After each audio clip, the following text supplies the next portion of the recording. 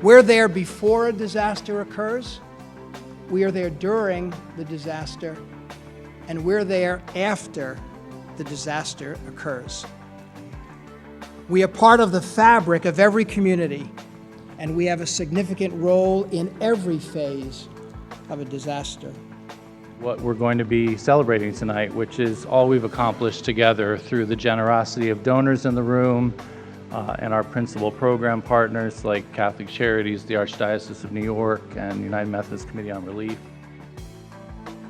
As I look around and see faces that are familiar to me, and I'm reminded of the work that we've done together, the experiences that we've shared, and just how important it is for us to be together. It's a time for me to step back and perhaps more than any other time, to be honest, to reflect on the work that we do and that we have done together. One, I've learned so much from NYDIS in terms of the work that they do and how they do their work.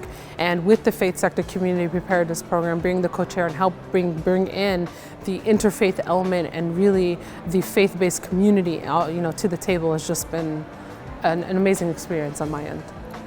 Being proactive members of our community begins within the frameworks of our families and extends outward to our coworkers, colleagues, neighbors, friends, and community. I've been an active member on the board, serving in several different capacities, because I feel that it's a part of our faith tradition that we should be helpful to our brothers and sisters, particularly in times of disaster.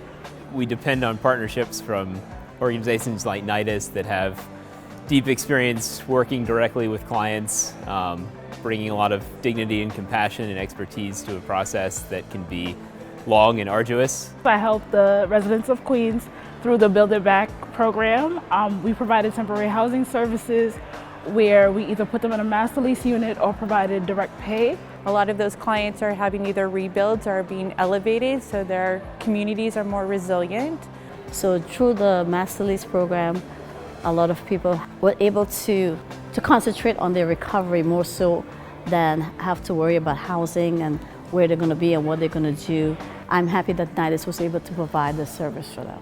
NYDIS was on the forefront of the Unmet Needs Roundtable after 9/11. We rely on them as just the best people to turn to. NYDIS has really come through for not only survivors of Sandy, but also for Puerto Rican evacuees. Vision Integrity Purpose started as a social club, VIP Social Club, and VIP Humanitarian is our community initiative. And as we've been more involved in the Advocacy and Recovery Act, we've bumped into great organizations like NYDIS who have been, on the ground doing the work, and we love what they stand for, and we continue to stand by them because they wear their hearts on their sleeve.